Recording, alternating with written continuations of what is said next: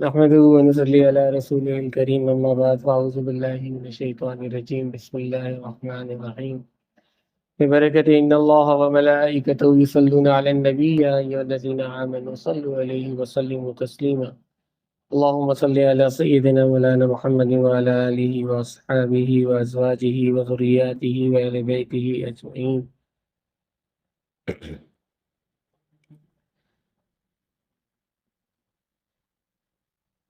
انشاءاللہ سفر کا مہینہ شروع ہونے والا ہے تو اس کے حوالے سے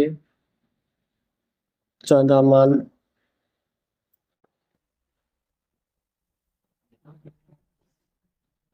آپ کو پتہ ہے زیادہ طویل اعمال تو میں کرواتا نہیں ہوں. مختصراً اعمال وہی بار بار ریپیٹ ہوتے ہیں کہ جن کے رہ جائیں وہ ان دنوں کے اندر ان اعمال کو کر لیں. تو سفر مظفر کے اندر جو ہے سب سے اہم اور سب سے امپورٹنٹ جو عمل ہے وہ حزب البحر شریف کا ہے کہ اس ماہ مبارک کی چاند کی 6، 7 اور 8 تاریخ یا 7، 8 اور 9 تاریخ کو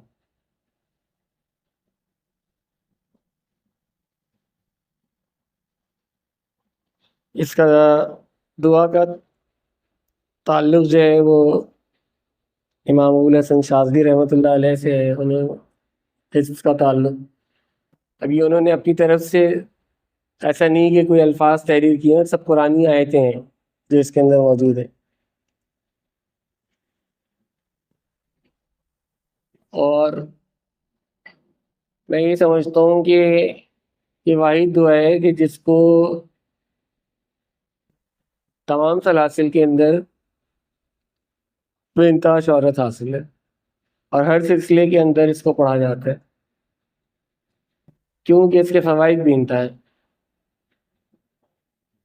کوئی سلسلہ ایسا نہیں ہے جس کے بزرگان دین نے جو ہے وہ اس کو پڑھنے کی تاکید نہ کرتے.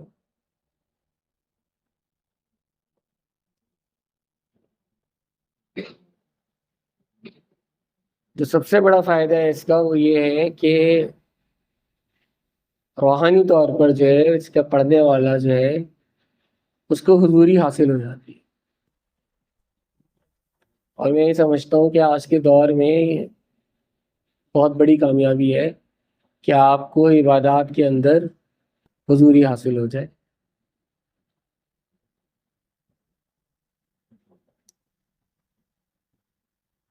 اس کے علاوہ جو ہے آفات اور بلیات سے حفاظت کے لیے اب چاہے وہ ناگہانی آفات کا تعلق آبی ہو، خاکی ہو، جو 4 عناصر ہیں ان 4 عناصر میں سے کوئی بھی آفت ہو ان آفت سے جو ہے انسان محفوظ رہتا ہے. اچھا یہ اس میں حضرت امام بونی رحمۃ اللہ علیہ ہماری یہاں سلسلہ نشبندیہ کے اندر حضرت مرزا مظہر جانی جانا رحمۃ اللہ علیہ اس طرح تمام سلاسل کے بزرگوں نے لکھا ہے. وہ سب کے حوالہ جات دے کے فقط پھر بڑی علمی گفتگو ہو جائے گی، لیکن میں مختصراً بتا رہا ہوں کہ ان تمام سلاسل کے بزرگوں نے جو اس کی تعریفیں بیان کی ہیں یا اس کے فضائل بیان کیے ہیں وہ مختصر سے بیان کر رہا ہوں خالی.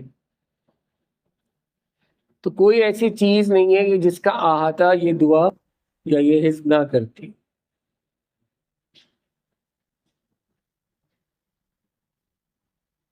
جادو جنات کے حوالے سے ہے، حفاظت کے حوالے سے ہے، حصار کے حوالے سے ہے،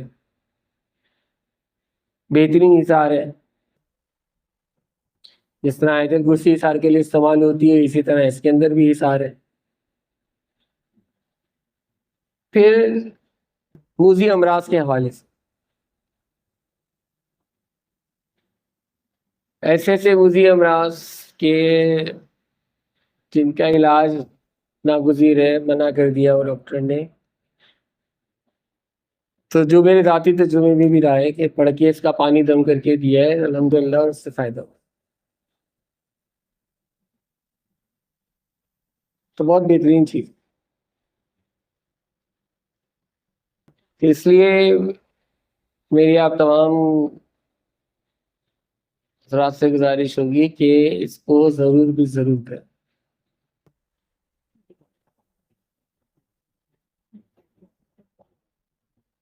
کیونکہ اسی مہینے میں اس کی زکوٰۃ ادا کی جاتی ہے، زکوٰۃ کبیر، اور آپ نے ایک دفعہ اگر یہ زکوٰۃ دے دی اور اس کے بعد مدائمت میں آپ نے ایک مرتبہ یا 3 مرتبہ اس کو رکھا کنٹینیو، تو پھر اس کو دوبارہ زکوٰۃ ادا کرنے کی ضرورت نہیں ہے.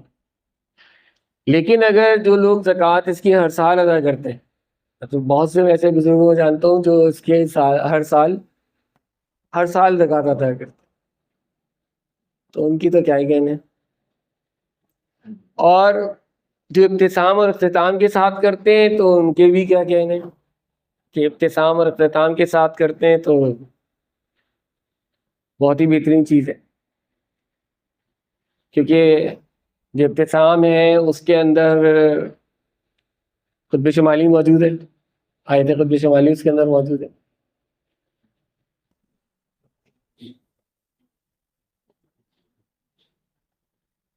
اب 5 تاریخ کی 5 مظفر کی مغرب کے بعد سے 6 لگ جائے گی،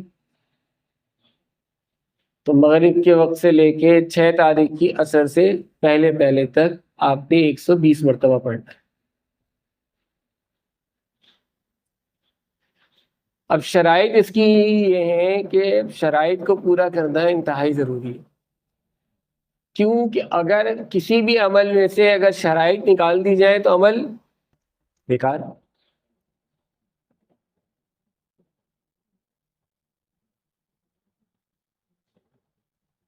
تو شرائط و ضوابط کے بغیر جو ہے کوئی بھی عمل کامیاب نہیں ہوتا. اور آج کل جس طرح سے میں دیکھتا ہوں ماشاءاللہ سے اپنے دوستوں کو بھائیوں کو اعمال کرتے ہوئے، پہلے کم از کم ایسا معاملہ نہیں تھا، پہلے بڑی سختی ہوتی تھی.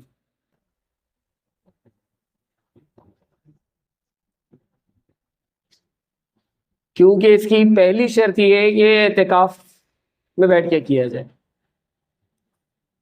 اب جب آپ اعتکاف میں بیٹھ کے کریں گے تو معتکف جب بیٹھتا ہے تو وہ پھر ذکر اللہ میں ہی مصروف رہتا ہے. اگر اس کے پاس کوئی وقت بچے گا بھی تو کس میں گزارے گا؟ ذکر اللہ میں گزارے گا، اور بیجا گفتگو سے پرہیز کرے گا. ایسے ہی ہے نا؟ لیکن اگر آپ اجتماعی طور پہ مجمع کے ساتھ بیٹھے ہوئے اور ہنسی مذاق گفت و شروع سب کچھ چل رہا ہے، تو پھر معاملہ یکفی والا تو نہیں ہو سکتا، فیض والا معاملہ نہیں ہو سکتا.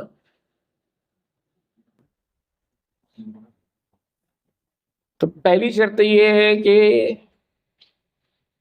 معتکف ہونا ضروری ہے. اب اس کے لیے آپ اپنے گھر میں بھی ہو سکتے ہیں، ضروری نہیں ہے کہ آپ مسجد میں ہوں.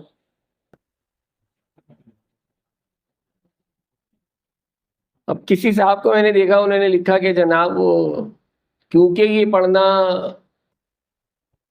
دریا یا سمندر کے پاس بہتر ہے، تو ایک خانقاہ کا انتظام جو ہے وہ دریا یا سمندر کے پاس بھی ہونا چاہیے. یہ تو میاں حضور کی مہربانی ہے کہ وہ اتنی آسانی کر رہے ہیں، اور ماشاءاللہ سے اجتماع کروا رہے ہیں، اجتماعی طور پہ کروا رہے ہیں. اور یہ سارا کریڈٹ حزب البحر کو عام کرنے میں جاتا بھی میاں حضور کو ہی ہے، کہ پاکستان کے اندر پہلی شخصیت ہیں کہ جنہوں نے حزب البحر کو عام کیا. باقی جتنے بھی دعوے دار بنتے ہیں انہوں نے میاں ہی سے فیض حاصل کیا ہے.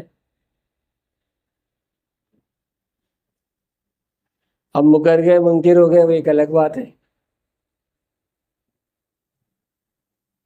کیونکہ اس کے شرطوں میں سے ایک شرط یہ بھی ہے کہ جس سے آپ اجازت لے رہے ہیں اس کا سلسلہ متصل ہونا ضروری ہے،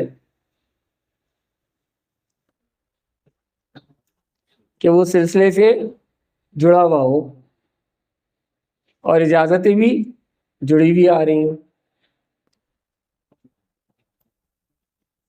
تو فیض پہنچے گا، ورنہ وہ فیض اس معنی میں نہیں پہنچے گا۔ ایز اے ورد اگر آپ اس کو پڑھنا چاہ رہے ہیں تو اوراد و وظائف تو پھر دنیا پڑتی ہے، لیکن صحیح معنوں میں جس طرح سے پھر فیض حاصل ہونا چاہیے وہ فیض حاصل نہیں ہوتا۔ تو الحمدللہ ہماری تو خوش نصیبی یہ ہے کہ قبلہ میاں حضور دامہ برکاتہ عالیہ جو ہے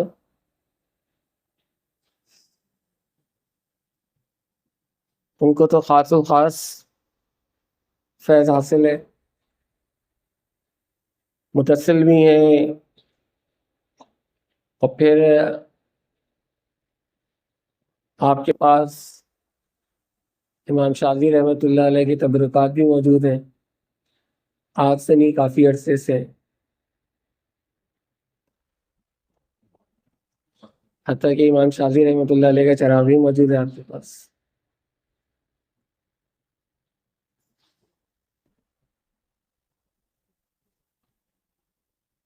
تو خیر، تو پہلا معتکف ہونا ضروری، دوسرا جب آپ معتکف ہوں تو غیر ضروری گفتگو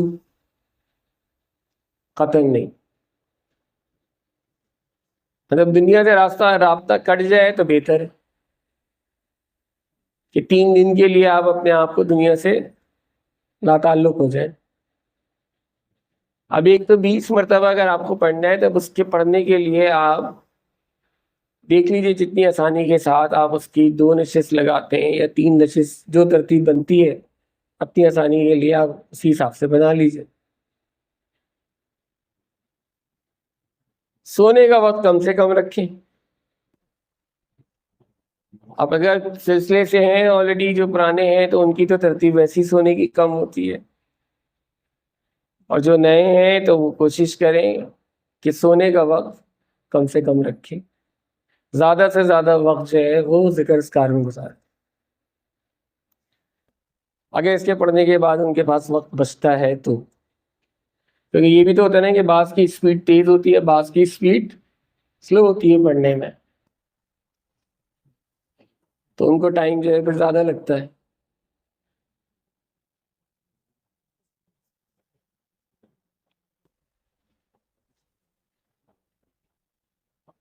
تو فائدہ جب ہوگا کہ جب آپ صحیح معنوں میں اعتکاف کی شرائط کو پورا کرتے ہوئے اس کو پڑھیں۔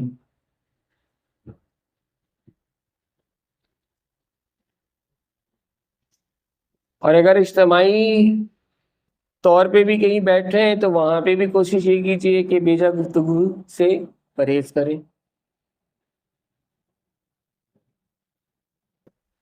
حتیٰ کہ ہم نے جس دور میں جیسے کیا تو ہمیں تو روشنی بھی زیادہ کرنے کی اجازت نہیں ہوتی تھی۔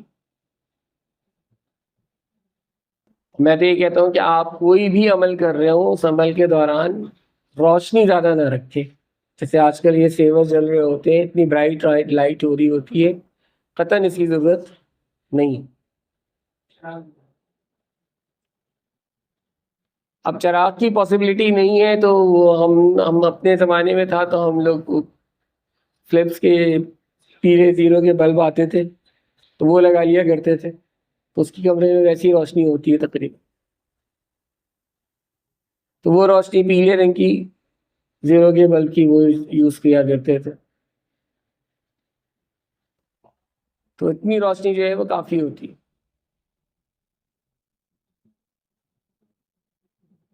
زیادہ روشنی جو ہے اب آلریڈی اب اتنا نور اگر موجود ہے تو اب اگر کوئی نوری روحانیت یا نور آپ کے اوپر آ بھی رہا ہے تو وہ آپ کو محسوس ہوگا بھی نہیں اور نہ ہی آپ کے پاس آئے گا، وہ آلریڈی دیکھے گا اتنا نور موجود ہے تو اس کو نور کی ضرورت ہی نہیں ہے، تو نور ویسے ہی چلا جائے گا۔ تو ہم تو نور لگا نور ہو کے بیٹھے ہوئے ہوتے ہیں، تسلی نہیں ہوتی جب تک کہ چاروں طرف روشنی روشنی نہ ہو، جبکہ اعمال کے اندر ایسا نہیں ہوتا، روز کی ڈیلی روٹین کے اعمال میں بھی ایسا نہیں ہونا چاہیے۔ حتیٰ کہ اگر آپ نماز شب بھی اگر پڑھ رہے ہیں، تہجد اگر آپ پڑھ رہے ہیں معاملات میں، تو اس وقت بھی اگر ذکر اذکار وغیرہ جب کرتے ہیں تو اس میں بھی روشنی کا نہیں کرنا چاہیے۔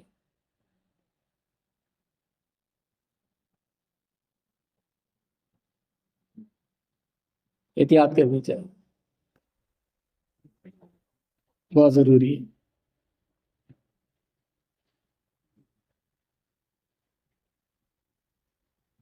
یہ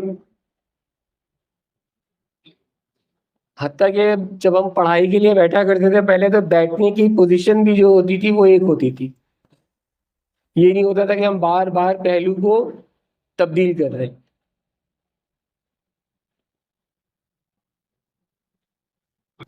جوانی تھی تو اس وقت تو جیسے اتحیات میں بیٹھتے ہیں، قاعدے اتحیات کی حالت میں آرام سے بیٹھ کے پڑھ لیا کرتے تھے۔ تب اگر ایک نشست پہ بیٹھے ہیں تو اسی نشست کے اندر جتنی دیر پڑھائی کریں گے ایک ہی پوزیشن پہ بیٹھ کے پڑھیں گے، یہ نہیں ہوتا تھا کہ اپنی پوزیشن کو پہلو کو بار بار تبدیل کریں، یا اگر اس پوزیشن سے بھی بیٹھیں گے تو اب اس عمر میں بھی میں اگر اس پوزیشن پہ بیٹھتا ہوں تو لوگوں نے دیکھا گھنٹوں میں اس پوزیشن کے اوپر بیٹھ سکتا ہوں، کوئی مسئلہ نہیں ہوتا۔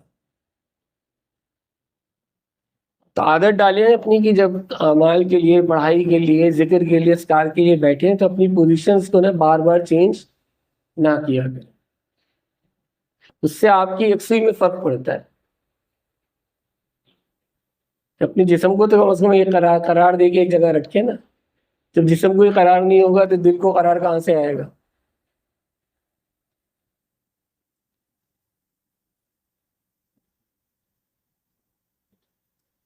تو یہ چھوٹی چھوٹی باتیں ہوتی ہیں لیکن ان کے فوائد بہت ہوتے ہیں،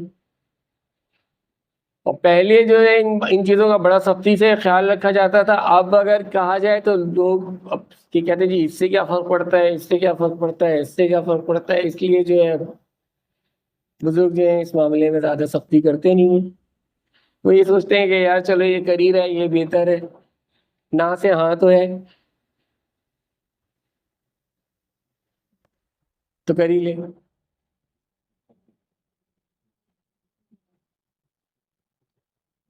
لیکن کوشش یہ کریں کہ ان چیزوں کو فالو کریں، فائدہ آپ ہی کو ہوگا کیونکہ محنت آپ ہی کر رہے ہیں بھائی۔ جب 3 دن کر رہے ہیں تو تمام شرائط کے ساتھ اس کو پورا کریں تاکہ آپ کو پورا پورا اس کا فائدہ پہنچے۔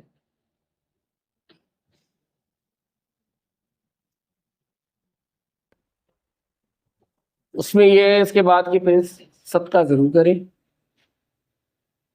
کوئی بھی عمل کرتے ہیں تو اس کے بعد صدقہ کرنا ضروری ہے، حسب توفیق، اگر توفیق ہے تو مرغہ صدقہ کریں، اس سے زیادہ ہے تو بکرا کریں، اس سے زیادہ ہے تو گائے صدقہ کریں۔ اب آج کل مہنگائی زیادہ ہو گئی ہے، نہیں کر پاتے تو جو توفیق ہے اتنا صدقہ ضرور کریں، صدقہ ضروری ہے۔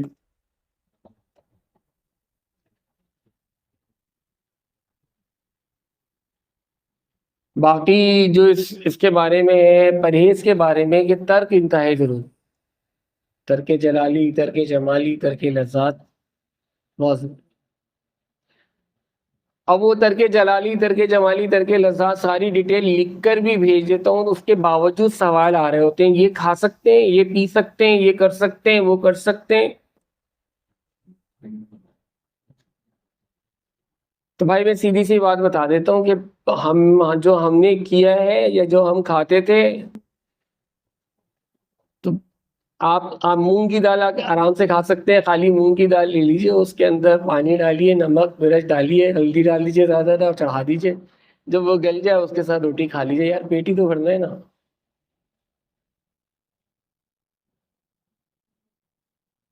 اور روزہ رکھ لیجیے، 3 دن روزے رکھیے اور اچھی بات ہے، روزہ ضروری ہے،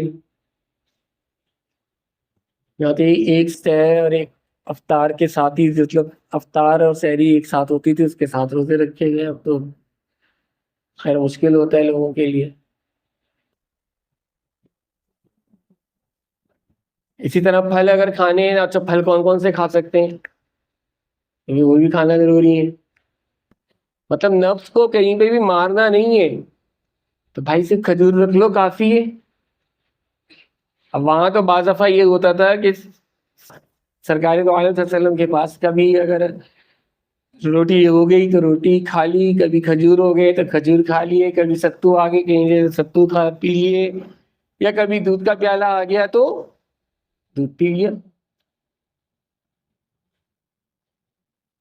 ورنہ چولہا تو حدیث مبارکہ میں آتا ہے، حضرت عائشہ صدیقہ رضی اللہ تعالیٰ عنہ سے ایک ایک مہینہ، دو دو مہینے، تین تین مہینے نہیں جلا کرتا. یہ سردار الانبیاء کے گھر کا حال ہے. ہمارے گھر کا ہو تو جو میرے پاس آتے ہیں میرے مرید آ کے سر پھاڑ دیں کہ پیر صاحب کیا کر رہے ہو؟ ایسے اللہ اللہ کرنے کا کیا فائدہ کہ 3 دن سے گھر میں چولہا نہیں جلا؟ ایسے ہی ہے نا. وظیفہ تو ایسا ہونا چاہیے جس سے نوٹ گھر میں برسنا شروع ہو جائیں، نہ کہ فاقے کرنا پڑ جائیں.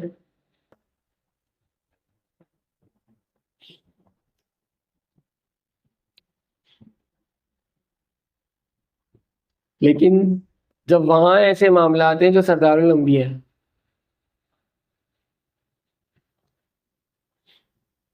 تو اب سوچنا چاہیے کہ یقینی طور پہ نفس کے مارنے کے لیے یا نفس کی اصلاح کے لیے ہمیں کتنی سختی کی ضرورت ہے. آپ تو معصوم ہیں نا، اور ہم تو ہے ہی ہمارا پہ کھڑے ہوئے. ہم میں سے کتنے ہوتے ہوں گے جو بڑی مشکل سے کامیاب ہو گئے، لوامہ تک پہنچتے ہوں گے، پھر لوامہ سے واپس ہمارا پہ، پھر کوشش کر کے لوامہ پہ آتے ہیں، پھر واپس ہمارا پہ. ایسے ہوتا ہی نہیں ہوتا.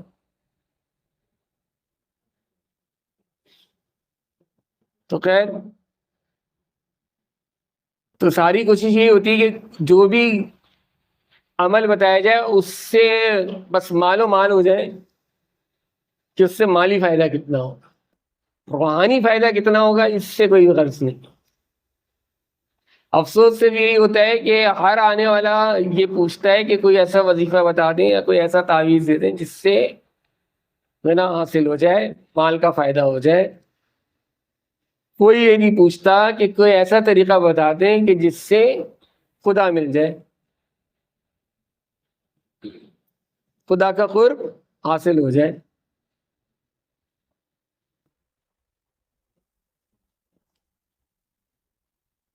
کیونکہ اس کی ضرورت تو ہے ہی نہیں.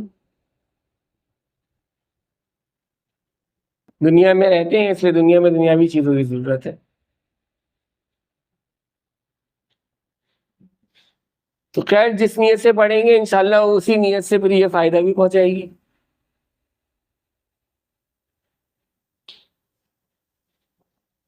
لیکن شرائط کے ساتھ، دوسری اجازت کے ساتھ. اجازت ضروری ہے، کوئی بھی عمل کریں تو وہ اجازت کے ساتھ کریں گے تو فائدہ ہوگا. اس میں رجت کا تو کوئی ایسا معاملہ نہیں ہوتا، لیکن ہوتا یہ کہ بعض دفعہ آدمی خود بھی ذہنی طور پر جو ہے نا خوف میں مبتلا ہو جاتا ہے. اب کوئی بھی چیز دیکھ لی، کچھ دیکھ لی، اس کو دیکھ کے خوف میں مبتلا ہو گئے.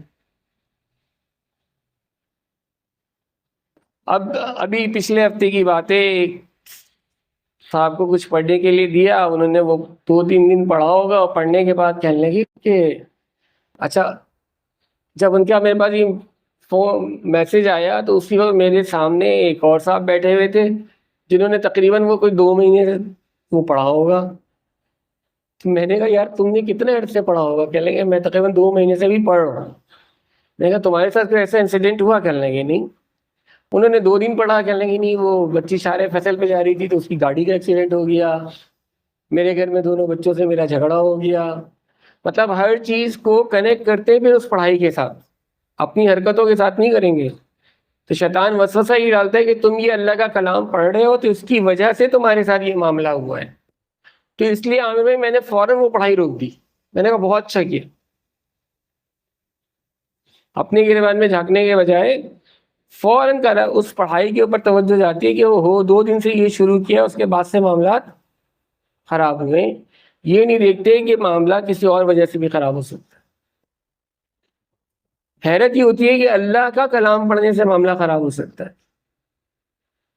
اللہ کا کلام پڑھنے سے معاملہ خراب نہیں ہوتا. معاملہ تمہارے اپنے وہم سے ہوتا ہے، اب تمہارے اپنے دلوں کے ڈر اور خوف سے ہوتا ہے کہ تم نے شیطان کو اتنا سوار کر لیا ہے کہ وہ شیطان کسی بھی شکل میں اگر ظاہر ہو جائے تو تم اس کو دیکھ کے پاگل ہو جاتے ہو.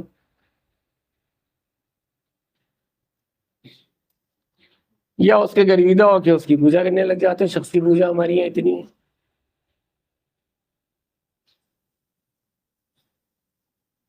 کہ پیر بھی ہمارے یہاں بنائے جا رہے ہیں، پیر بنائے جا رہے ہیں اور کرامتیں بھی بنائی جا رہی ہیں. ورنہ اولیاء جو ہے وہ کرامت مانگتے نہیں ہیں. اللہ تعالیٰ ان کو کرامت عطا کرتا ہے. جیسے انبیاء ان کو معجزات عطا کیے جاتے، اسی طرح اولیاء کو کرامت عطا کی جاتی ہے. لیکن وہ طالب نہیں ہوتے، وہ تو کریم کے طالب ہوتے، اس کے کرم کے طالب ہوتے.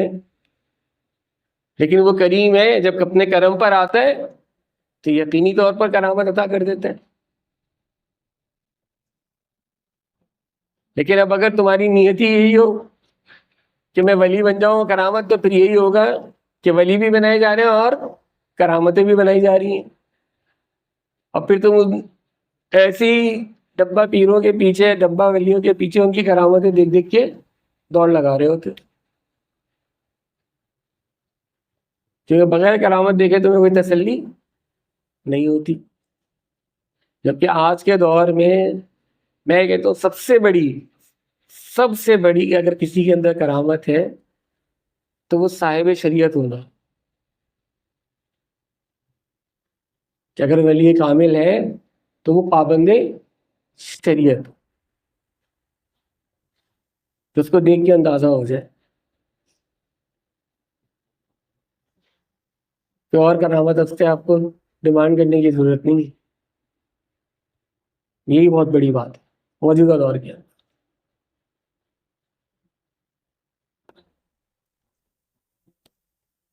تو اس طرح سے دعائے البیر 120 120 120 3 دن تک اس کو پڑھنا ہے.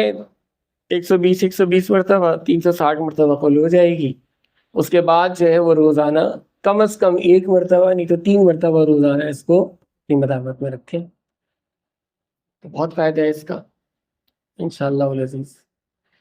جن کے تجربے میں ہے وہ اس کو جانتے ہیں. اور یہ بہت بڑی بد نصیبی ہے کہ جو پڑھے کرے اور پھر بیچ میں چھوڑ دے.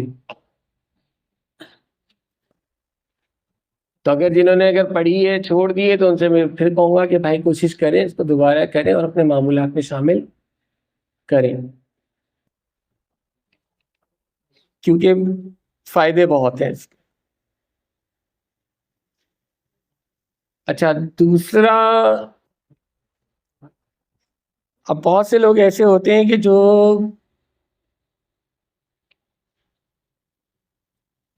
کلام پاک جو ہے وہ پڑھے ہوئے نہیں ہوتے. اب ان کے لیے یہ ہوتا ہے کہ وہ چاہتے ہیں کہ ہمیں کوئی ایسی چیز مل جائے کہ جو ہمیں زیادہ پڑھنی نہ پڑے. اس میں آپ نے ڈالی ہے ان کی تعداد کون سے پیج میں ڈالی ہے؟ اچھا صحیح. تو اس میں دو حزب البحر کے شروع میں جو ہے 5 اسماء ہیں. تو اگر کوئی قرآن شریف نہیں پڑھا ہوا تو وہ یہ 5 اسماء کا ورد کر لے ان 3 ایام میں، 6 7 اور 8 کو. یا اللہ ہو یا علی ہو یا عظیم ہو یا حلیم ہو یا علیم ہو. کتنا؟ 4800 مرتبہ.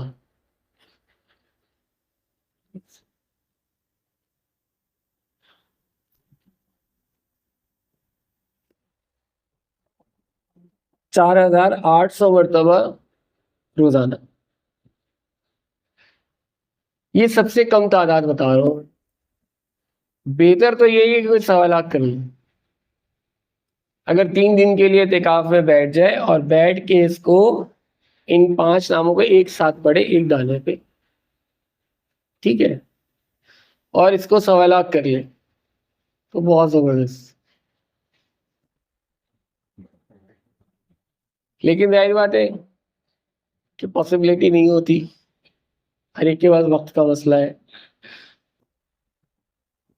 تو پھر وہ یہ ہے کہ 4800 مرتبہ روزانہ اس کی ترکیب بنا لیں. اس کے لیے اعتکاف وغیرہ کی ضرورت نہیں ہے، نہ احرام کی ضرورت ہے. اچھا، اس میں اعتکاف کے ساتھ احرام کی بھی شرط ہے.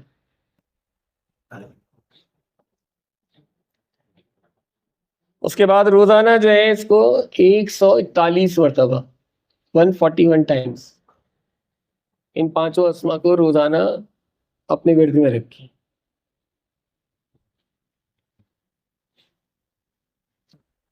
تو انشاءاللہ اس کو وہی فوائد حاصل ہوں گے کہ جو حفظ البحر کے، انشاءاللہ. لیکن میں بتا رہا ہوں اس کے لیے کہ جو قرآن نہ پڑھا ہو. اگر قرآن پڑھنا جانتا ہے تو پہلی کوشش کرے کہ وہ دعائے حفظ البحر کرے. اور اگر نہیں پڑھنا ہوا تو اس کے لیے تو یہ ہے کہ وہ ان 5 ناموں کا کر لے.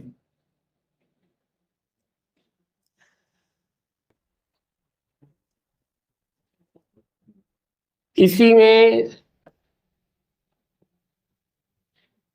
ہمارے یہاں ابو العلائی سلسلے کے اندر سورہ فاتحہ کی زکوٰۃ ادا کی جاتی ہے.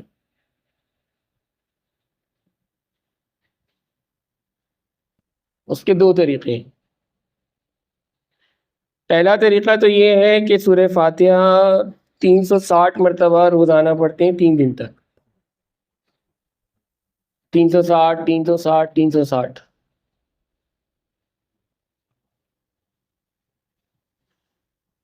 اور دوسرا طریقہ یہ ہے کہ اس میں 700 مرتبہ پڑھتے ہیں 3 دن تک، 6 7 اور 8 کو. اور جب یہ 3 دن آپ کے مکمل ہو جائیں گے تو اس کے بعد آپ پھر مدامت پہ روزانہ 7 مرتبہ اس کو اپنے معمول میں رکھیں. اب سورہ فاتحہ جو ہے اس کے تو فوائد بتانے کی ضرورت ہے نہیں، آپ سب جانتے ہیں کتنے فائدے ہیں اس کے. اس کے بعد جو ہے آپ اس کو جب 3 دن زکوٰۃ ادا کر لیں تو پھر اس کے اندر جو ہے خاص طور سے جو ہے وہ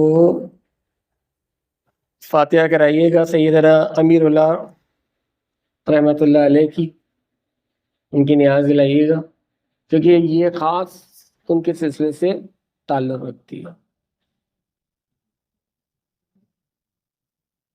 اس کے علاوہ پھر میں انسسٹ کروں گا کہ جس نے اگر سورہ مزمل نہیں کی ہوئی، حفظ البحر نہیں کر رہا، تو وہ اس وقت کو ضائع نہ کرے، وہ ان ایام کے اندر سورہ مزمل کر لے. 120 مرتبہ روزانہ، ٹھیک ہے، 3 دن تک پڑھے، اس کی زکوٰۃ ادا ہو جائے گی. اس کے بعد روزانہ بعد نماز عشاء 11 مرتبہ پابندی سے.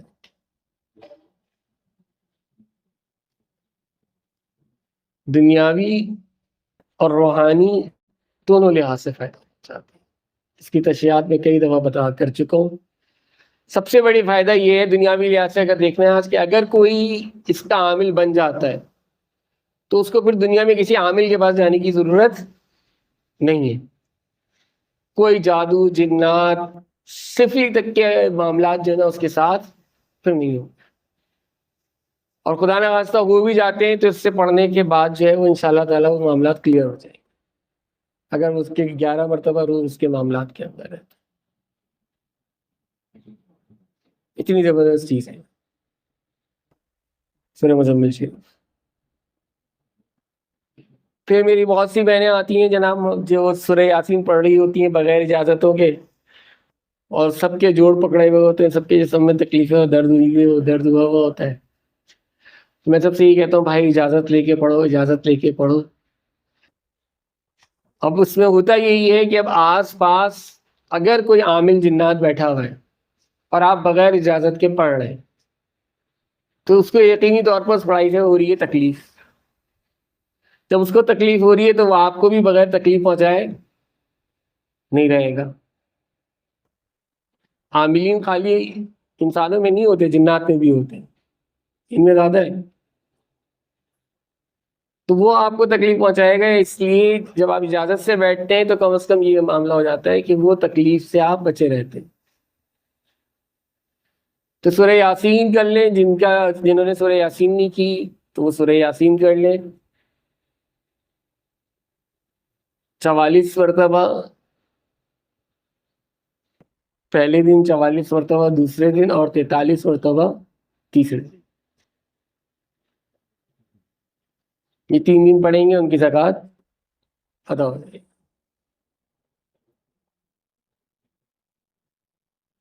تو یہ تو 6, 7 اور 8 کے حوالے سے, یا 7, 8, 9 کے حوالے سے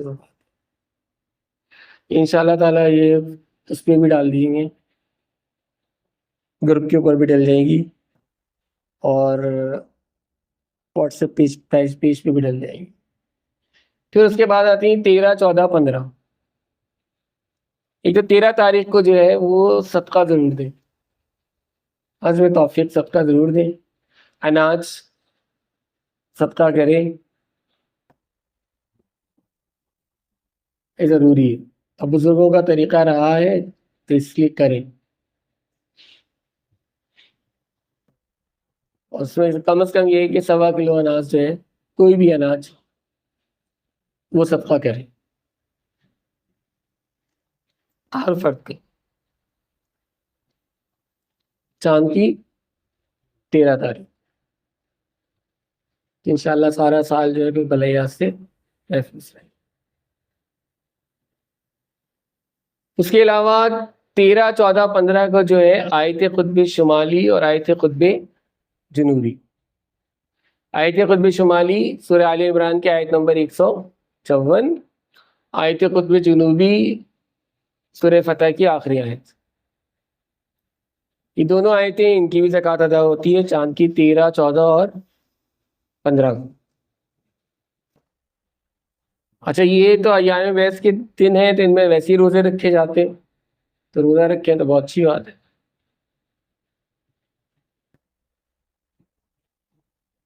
تو اس کے اندر جو تعداد ہے روزانہ پڑھنے کی وہ 334, یہ ٹوٹل بنتی ہے 1002 مرتبہ. تو 1002 کو 3 دن میں اگر ڈیوائڈ کریں تو 344, 344, 344, 344, اٹس بیکم 1002 ہے نا. تو 344 اگر ہم روزانہ پڑھیں گے تو اگر ترغیب بنا لیں, ایسی نشست بنا لیں کہ رات میں 1 کی اور صبح میں 1 کی, تو آرام سے چاہیں تو ہم 13, 14 کو آیت قطب شمالی اور آیت قطب جنوبی کی زکوٰۃ ادا کر سکتے ہیں. جنہوں نے اس کی زکوٰۃ ادا نہیں کی بھی وہ اس کی زکوٰۃ ادا کر سکتے ہیں 13, 14 اور 15 کو. تو یہ مختصر سے اعمال تھے جو بتانے تھے. تو اللہ تبارک و تعالیٰ توفیق دے ہمیں کہ ہم خشوع اور اخلاص کے ساتھ یہ اعمال کر سکیں, خالصتاً رضا الہی کے لیے, پرہیز کے ساتھ اور تمام شرائط کے ساتھ. میں نے کہا کہ اگر حزب الخیر کر رہے ہیں تو 2 چیزوں کا ضرور خیال رکھیں کہ اعتکاف کریں اور احرام بھی باندھیں, تو فائدہ بہت ہوگا اس کا انشاءاللہ. ٹھیک, السلام علیکم ورحمۃ اللہ.